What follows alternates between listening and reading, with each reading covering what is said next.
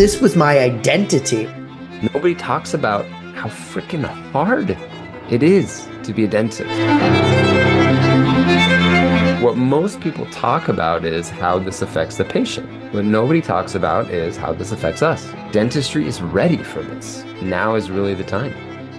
Welcome to Wellness and Dentistry, where today we're going to be talking about recovery tools for stressful dental days. I'm joined by my good friend and co-host, Dr. Kyle Stanley, who's a dentist, tech entrepreneur, speaker, and researcher. And I am Dr. Martin Mendelson, a disabled dentist, coach, speaker, and the author of my first book, One Move Makes All the Difference, that is actually available for pre-order wherever books are sold. And together we have helped thousands of dental professionals pursue wellness and dentistry. And if you're unfamiliar with us, check out our respective links, websites, and course offerings on wellnessindentistry.com. So, Kyle, welcome to you. How are you doing Thank today? you. Yeah. So we're talking about recovery tools for stressful dental days. What does that mean to you? Well, I think we should acknowledge that many dental days are stressful. Yep. This can come from financial stresses. This can come from work-life balance. This Mm-hmm. can come from patients being challenging. And Mm-hmm. many times it comes from team challenges Yeah. or managing people. Yeah. So it's not rare to have these stressful dental days. And I just want to acknowledge that if you're Yeah. listening to this and you're like, God, every day is stressful for me, you're not Mm-hmm. alone. I mean, there's many dentists that have stress every single day. Yeah. I would really try to focus on, you know how in dentistry, or really in all types of medicine, they say like an ounce of prevention is worth a pound of Cure. what a cure, right? Yeah. Yeah. Yeah. And I think this very much is the same way, Yeah. is that we should really focus a lot on preventing stress. Mm-hmm. And so that has to do a lot with how you communicate, how you set expectations, what boundaries you're setting for people. Mm-hmm. And when you do that, you can really prevent a lot of the problems that may come. Yeah. When you do have these problems that come unexpectedly, though, you do need to have the resilience and the tools to then say, okay, I'm stressed out, have the realization or the self-awareness, and then say, I'm going to do these specific tools now that this stress is here. Yeah. I like that. And I would also even add um in the preparation for plan stress, planning for how you're going to handle the unplanned to give yourself kind of a game plan. So it's not like you're sitting there anticipating what the stressors are, but you're sitting there thinking, okay, so when I get stressed, what am I going to do? How am I going to handle it? How am I going to think? Those kind of things. And so when you start to create this toolbox of skills and other methodologies or even tools to be redundant, when those things hit, instead of getting spooled up with the woe is me stuff, which you have a right to, you can then immediately go to the tools and tactics to help you get through it. Yeah, thinking about prevention too, I believe we talked about this a few episodes ago, is show up as best you can be at the Yeah. beginning. So, like I said, dentistry is hard. Every day in dentistry will be filled with some type of stress. Hmm. You can't show up haggard, not slept, not eating well, Yep. haven't taken a sip of water the whole day. We really have to show up in our best self Hmm. to be ready for it. It's like the Three Little Pigs or something. It's like, Yeah. build the best house so that when the wolf comes to blow Yeah. your house down, your house is the best shape. Now, the house may still get cracked, but it's not going to blow all the way down. Yeah. Yeah. It's funny. We talked last time about the river trip I just went on, and something that just occurred to me. One of the women on the trip is a corporate flight attendant, or private, excuse me, flight attendant, and she's been doing it for years. And we're talking about celebrities everybody's heard of, billionaires everybody's heard of. And one of the things she said, because we were talking about hotels and sleeping, Mm. And somehow the subject of adjoining rooms came up. And I travel a lot because I speak a lot, and I can't stand adjoining rooms. And she was saying to me, yeah, you know what? If I forget to ask them not to give me one and I get in the room and there is one, I ask to be moved because my sleep is so important because when I'm at work, people's lives are on the line. Right. And it just made me think about this whole preparation thing. And like a lot of other things we talked about in this podcast, we keep thinking we're so unique, but we're not, right? Mm. If you keep pulling on the thread of the airline industry, pilots and flight attendants have, limits to how many hours they can work and how Yeah. much time they have to have off. And so this is not unique to dentistry, but we have to give it a little bit. I'll go so far as to say a little bit more respect about how we show up to be able to handle those stressors. Yeah, that's a really interesting thing you said about the airline industry. They will have it to where, hey, I've been on for this many hours. Yeah, I can't fly now. I have to go right. home and sleep. Or Exactly. even on international flights, they'll technically clock out, Yep. go upstairs when Yep. and sleep and be Yep. off the clock. And because we know this from so much research with sleep that after a certain amount of time, we just need to sleep and Hmm. we cannot perform. However, you don't get this when you're an entrepreneur, when Right. you're the one paying the bills and this month has been low on production and you've got to come in. But then when you go home, you're still trying to learn, you're trying to take that extra CE course, you're trying to do this or that, and you show up haggard. Hmm. It's not good. So Yeah. what we talked about first is like, let's think about how we can prevent stress. Hmm. Yep. It's like let's think how we can prevent stress. And then, we've done a lot of other episodes on that. Now, if we do get to a point where maybe we should talk in some scenarios, you have a patient that is really upset because the crown that you did came back and the contact was open. Hmm. Now you got to send it back to the lab, and they really thought they were going to have this, but they're going to be traveling in a few days, and they're really rushing you to try to get this crown back. And you're Yeah. just like, Yeah. how do you deal with that? So I'll go back to something that you teach, which is uh, what I heard you say in that scenario is the assumption that the patient thought they were having the crown cemented that day. And so that tells me right then and there that what we told the patient was that they were getting that crown that day versus we're going to try it in. And if we're all happy with it, then we're going to go ahead and cement it. But sometimes it has to go back to the laboratory because I really care about my work and I know you want this to be perfect as well. We talked about the talk tracks on other episodes, and you have resources on your website as well. But right there, it tells me we didn't have the correct conversation. So then the reduction in stress is how do you then, or let me rephrase, the reduction in stress is what is our practice's protocol for when the patient comes in for a try in, not an insertion, but a Not a try in. seat. Yeah, Yeah, not a yeah, delivery. yeah. So, Hmm. so that's one example, right? Well, this is a good example because I just had someone message me the other day on Instagram, and it was a dentist. They're very stressed out. They're working on this all on X case, upper and lower, Mhm, which we've mhm, done episodes about, and they can mhm. be full arch cases are a whole nother animal. Yep. And they were saying that the patient is unhappy with the aesthetics and they think that it feels too big or too thick. And I've been there before. I've had patients that Sure. have said this before.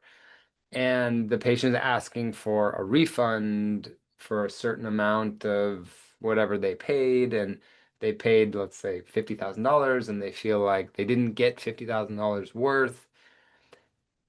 And unfortunately, a lot of what I had to tell them was now that this has already happened and the expectation wasn't set at the beginning, it's much more challenging. I don't Yeah. have a magic bullet that's going to make the patient feel better at this point. Yeah. And that's why I want to focus this episode so much on prevention. Yeah. Trust me, we're going to get to the tips. Yep. But even in that case, it's like, yes, you could try to explain to them that because the implants are in this position that we need the zirconia to be this thick, which is why it feels thick, right? Because your Hmm. teeth are shorter and you know, we know all the clinical ways, but I don't think that really sets the emotion for the patient to where the patient's like, oh, that's why it needs to be like that? Okay, no problem. Hmm. Hmm. Yeah. So again, it's so much that has to be said up front. But let's just take this example, and this is kind of what I told this doctor is you can't make the patient feel better. Hmm. What you can focus on is how good you're communicating, how you control your emotions, how you take care of yourself when you get home. That's what you can do.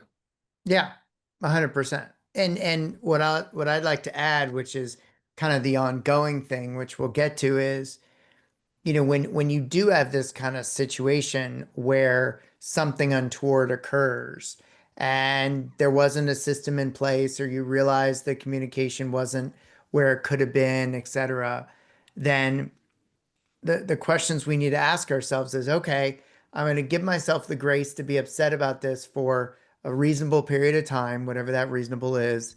Um, and after I work through it, I'm then going to ask myself, okay, what's the opportunity here? What's the improvement? Where can we improve this process? What could have been said? What could have been done? In the case of patient communication, maybe it's even what kind of materials can we create to hand to the patient and uh, to get them into the correct mindset around this is a try and not a delivery or a Yeah. try and not a seat, those kind of things.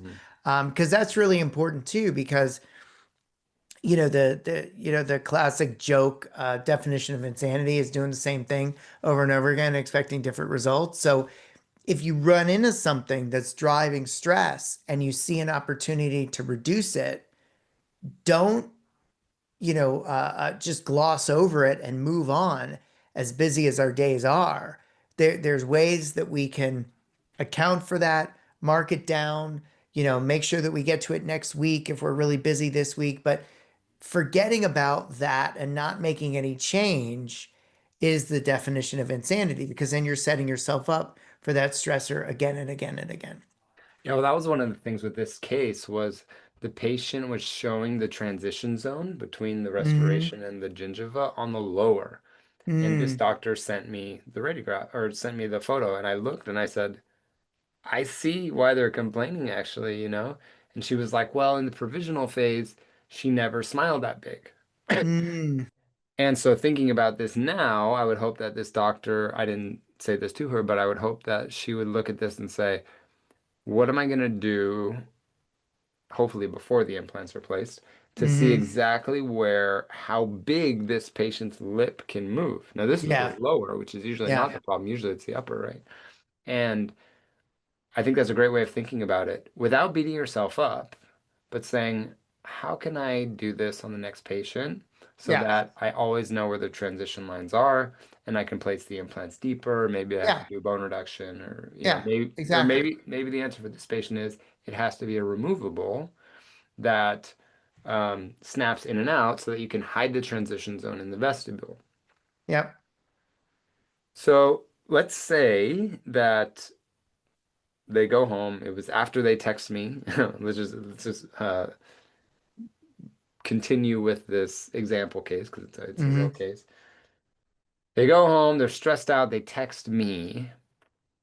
What can they do at home to recover from some of this stress? Sure. Well, I think the first thing I would say is this. One of my favorite phrases is life is not a domino game. And so just because that one case didn't go well that day does not make for a crappy day.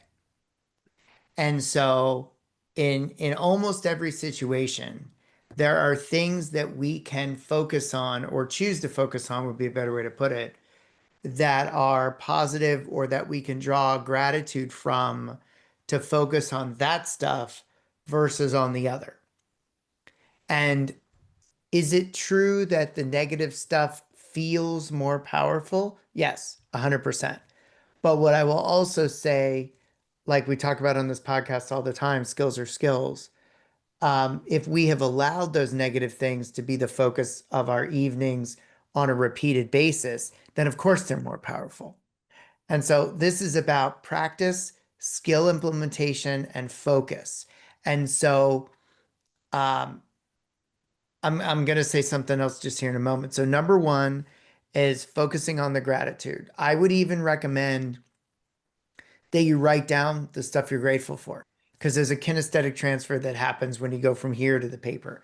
The other Mm, thing I'd say is because I use this with my clients, particularly when they get all spooled up, all of us in that kind of challenging situation are going to have kind of negative thoughts that are coming to our brain, right? So here's my challenge. Privately, write all the stuff down that you're saying to yourself inside your head on a piece of paper or on your phone if you want. Then you go into the bathroom, you close the door, and you attempt to say that stuff to yourself in the mirror. And you mm. will see very quickly how getting that stuff out loud or hearing that stuff out loud will cause you to challenge it much more readily because the stuff we say in our head is typically not the stuff we would ever allow somebody else to say to us. So it's like getting it out of your head onto a piece of paper and then putting it in the universe, and you're like, well, it's not really that bad, or it's Yeah. not really that terrible, or what have you. So What those I would think about so be, much is like some of the things that you're saying to yourself, like, in this specific case, the doctor may be saying to herself, well, you don't really know what you're doing.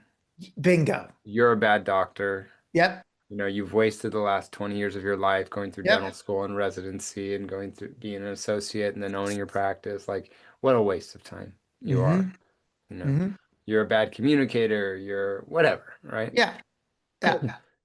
So much of that will be taken differently, even if it's still said, will be taken differently if the doctor doesn't have their entire self-worth aligned with their clinical performance. Hmm. And so I think of this as your identity. Hmm. I know when I was in my deepest point, every little complication like this, I mean, this isn't even really a clinical complication, much more of communication or patient Yeah. experience. Um, I took on so hard Hmm. because my whole identity was Kyle the dentist, Yep. Dr. Stanley. Yep. Now, after I changed that identity to be more of a diversified identity, which we talk about in our Light Side Live course, it's not like these things didn't happen anymore. They still Right. happened, but Right. I could still go home and be like, yeah, that sucked talking with that patient today. It was bummed that she was pissed off. I really wanted to finish that case well, Hmm. but I could still be home and kind of be present with my family and not spiral as much.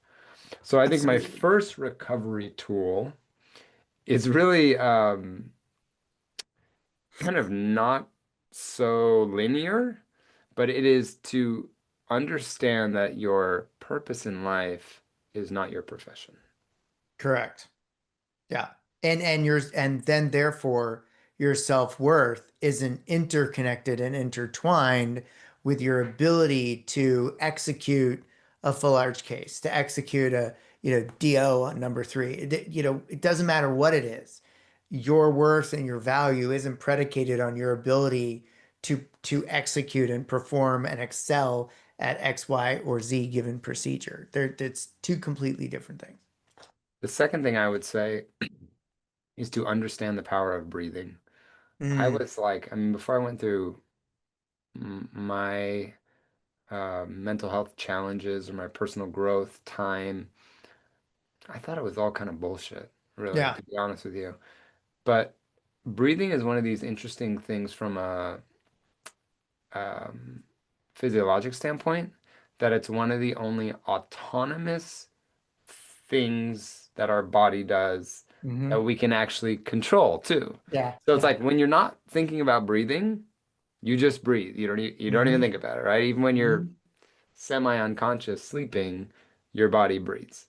Yep. But when you can control your breathing, you can then control other autonomous things like your heart rate and your blood pressure. Yep. And so when I was listening to a podcast many years ago, I think when I was going through a hard time, and I was like, oh my gosh, that is so true. And so I have become such a proponent of breathing, which sounds weird, Mhm. right? But this is something that is free, doesn't take a lot of time. You can Yep. do literally anywhere. I mean, you can Yep. do this when you're treating a patient, when you're driving, when I'm doing jujitsu, when you're cooking, when you're out with friends. You can breathe in a certain way that Hmm. will decrease your stress hormone Yeah, in less than a minute. absolutely. And the other thing too, relative to that, is, meditation comes in many forms. And so there are certain types of meditation that you can employ when you're actually doing a task. And so let's say, of course, your assistant's likely setting up, let's say 90% of the room, but maybe there's certain elements that you're setting up, like specific burrs or whatever it Yeah. have you. Using that, even for a brief, 1 to 3 elapsed minutes, where you're being very intentional and thinking about what it is you're doing and focusing on what you're picking up in your hand and the weight of it and how it feels and just really being very present in that moment is in and by itself a form of meditation that can also relax, calm your blood pressure, heart rate, and those kind of things, and also allow you to detach away from what it is you're doing. Different example, oftentimes when it's not hot as heck here in Phoenix and I'm walking outside, I'll use a form of meditation where I'm walking along the sidewalk, but I'm solely focusing on the speed limit sign that's at the end of the block. And I'm just kind of like focusing on that as I'm actually walking and thinking about each step, etc. So It's funny. there It's are like it's like it's a visible mantra. Yeah, exactly. So my point is that from a tool perspective, there's various things that you can just interject into your day that the outside world wouldn't even realize you're doing to help you recover from those stressful periods or times or incidences. So in this specific case, you're angry, you're driving home. Let's say you've got a 20-minute drive, which would be Hmm. nice for a lot of people. I know a lot of people have a lot longer drive home, but let's say you have a Yeah. 20-minute drive. In 20 minutes, you can highly decrease your stress Hmm. simply by doing like a box breathing. So Yeah. this was one of the ones that I started using just because I heard that this is what the Navy SEALs use. So I wanted Yeah. to, be a little more badass. And so I use the box breathing, which is basically inhale 5 seconds, hold for 5 seconds, Hmm. exhale 5 seconds, Hmm. hold for 5 seconds. So for those of you Yep. that aren't watching the video, I'm basically making a box. Yeah. So I'm making a box going up for 5 seconds, a line going across for 5 seconds, a line going down for 5 seconds, a line coming up. And I swear, if you take your blood pressure before you leave, and then you take your blood pressure when you get home, or Hmm. you look at your respirations when you leave, Right. respirations when you go home, you can change your physiology by doing that. Yep. And changing your physiology changes how you feel. Yeah. And so And this is one of these like free, cheap, yep. easy. There's no skill in this. There's no skill Yep. in it. Absolutely. And I And think it really makes you feel different. totally. I think the other thing I want to mention, which I didn't talk about earlier, is when you're going through certain exercises and you're trying to focus on the good stuff, the stuff you're grateful for, etc. And if you choose to write down the negative stuff so that you can really see the the lack of truth in those statements, look for universal labels and universal descriptors because those are the ones that can be really insidious. Like, I'm a terrible dentist. Really? Because of one procedure? Yeah. I don't know how to do any of this stuff. Really? Any of it? Or is it some of it? So when you're looking for these global labeling statements, those are often your clue that you're going off the deep end into negativity and just ignoring all the other elements of your skills and abilities and reality of your life. Yeah, it's a great way of thinking. Yeah. The next thing that I would say would be to think about the grant study that Martin and I Hmm. both talk about in our Lights on Life course, showing that having deep relationships with people is ultimately what makes people happy, what makes them healthier, and what makes them live longer. Yep. So in this specific example, you have this patient that's pissed off, they want their money back, and you kind of leave in a huff and puff. I would say on your way home, try to do that box breathing. Very easy. Remember that your identity is not to be a dentist. That Yep. is what you do for work. You can be passionate about it, you can love it, but it's not who you are. Hmm. And then I would really try to immerse yourself in whoever it is that you come home to, whether it's a partner, a spouse, kids, even just your dog. Yeah. Um, because being very present with those people can actually make you feel much better. Now, some Hmm. little tips that I use in my own life is leaving my phone in another room. Hmm. I, like everybody, am addicted to my phone. I mean, I'm like everybody. Yeah. But I physically can't pick it up if it's in the back bedroom and we're Yeah. in the kitchen making dinner. Yeah. No, I love that because it keeps you more present. I think that the other thing I would say too, though, is relative to the grand study and relative to the importance of relationships, particularly if you do live alone or if potentially, maybe your spouse isn't a dentist, isn't a clinician, etc. There's something to be said for the commiseration thing. And it's also in calling somebody else or texting somebody else to really just be transparent and open around, look, this didn't go well today. I'm really feeling like crap. I'm feeling like I can't do this, blah, blah, blah. I want to talk through it. And as you say so often, nobody understands a dentist like another dentist. And we've all been through those kind of difficult times ourselves. And so commiserating and communicating with somebody else who can truly understand and empathize can also help you get out from under that, boulder of negativity. Because if it's a good friend, family, colleague, whatever, they're going to challenge you on, I'm just a shitty dentist. It's like, no, you're not. Like, come on. So that's really important too. So in other words, I think the tip is don't go it alone. Yeah, So that that that's the big that thing. was a big one for me.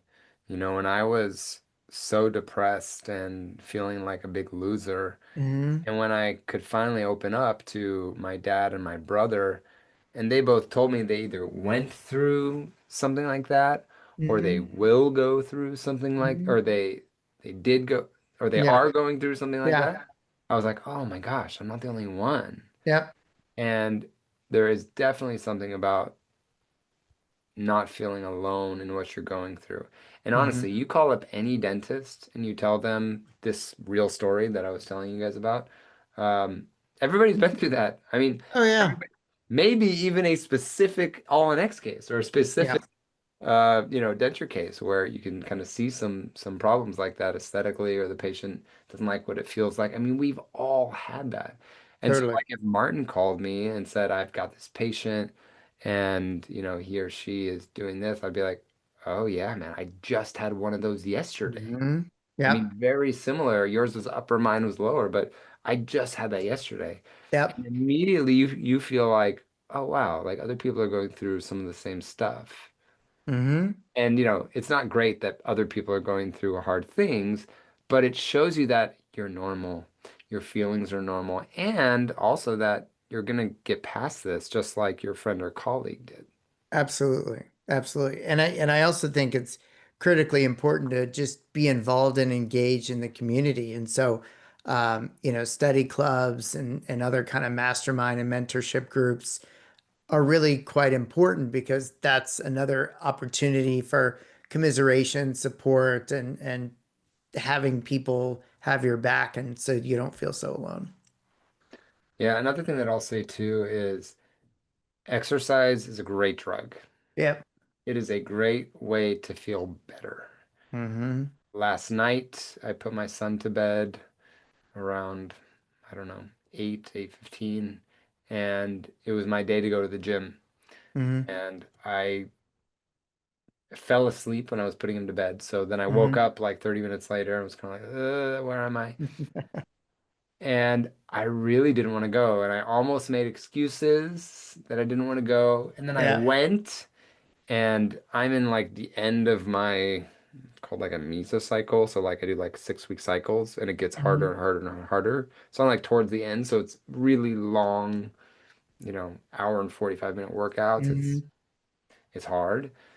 But I felt amazing afterwards. Yeah. I came back. I felt so proud of myself that I accomplished something difficult, especially something that Hmm. I didn't want to do. Hmm. I physically was, liking how I looked. Yep. And gosh, I mean, doesn't cost much. It does take some Hmm. time and effort, but when you're in these challenging times with patients or team members or stress from the practice, focusing on yourself and Yep. taking care of yourself through things like exercise can be really game changer. Absolutely. It can seem easy or default to you know, have a couple drinks or have a pint of ice cream or pizza or whatever. And I'm not I'm not saying that those things are bad necessarily, while I'm also saying I'd invite you to kind of check yourself and think about, okay, so if you're reaching for the beer or you're reaching for the pint of Ben and Jerry's, what other alternatives could you choose that might actually help the situation more than just simply commiserating with, a drug or a food substance kind of thing. Right. So let's just kind of reiterate what we've talked about. Yep. We've talked about focusing on prevention, number one. Hmm.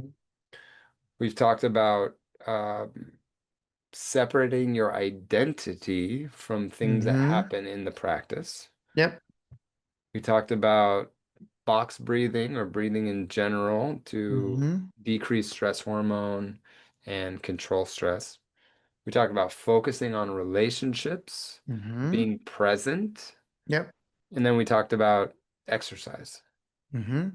And also the paper exercise of getting your thoughts down on Ah, paper and reading it yes. to you so that you can see the gravity of what it is you're actually saying to yourself, which, if you see this stuff on paper and you say to yourself, if somebody else said that to me, I would, haul off and slug them. What does Yeah. that tell you? Right? So it's Yeah. like, why are you accepting that yourself? Yeah. So I that would remember be when the I last first one. heard you talk about that, and you were even recommending giving this person a name, Yeah. Yeah. right? That's So, actually from Michael Singer's book, The Untethered Soul. He talks about naming your inner roommate because he says you're not the voice in your head, you're the one who hears it. And so, mm, yeah, you name your inner roommate, you actually yell at it and use expletives. He literally talks about this in the book so that it becomes this third party because, in essence, it really kind of is. I mean, you're allowing yourself to talk to yourself in a way that you wouldn't accept from somebody else. So it is really a third party if you think about it analytically. So it's great. It's a yeah. great tool.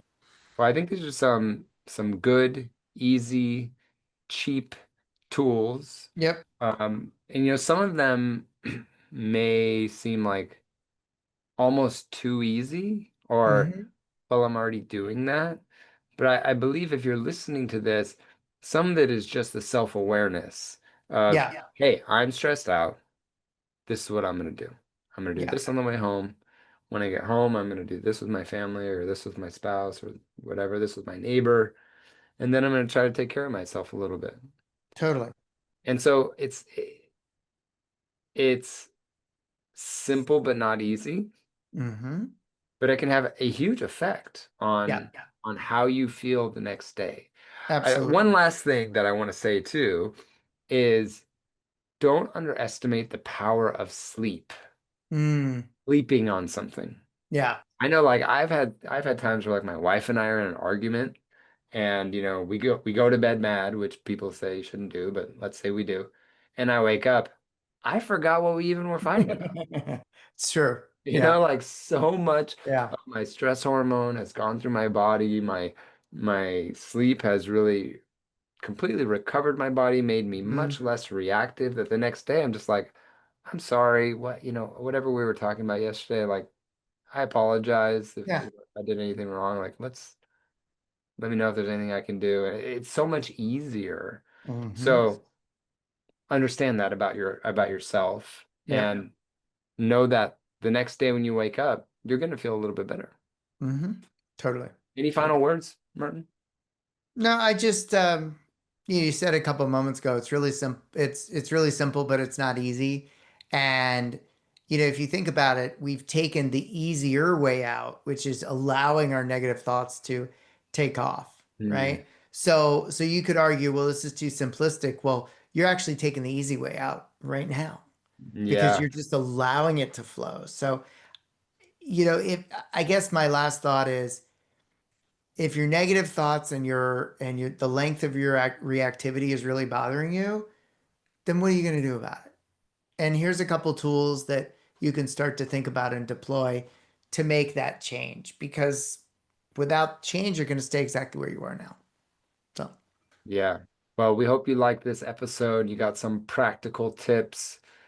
Keep sending us the messages on Instagram or through email if you guys have any questions. And make sure to check out wellnessanddentistry.com. It's got all of our episodes, it's got our links, anything you may need. And lastly, we ask you that if you found this helpful and you've got a colleague or a friend that may appreciate this, we ask you to uh, send them a link, send them a text and say, hey, check this out. These two crazy guys like what they were talking about, and I think it's really helpful. So we thank you for doing that, and we'll see you on the next episode of Wellness and Dentistry. bye bye.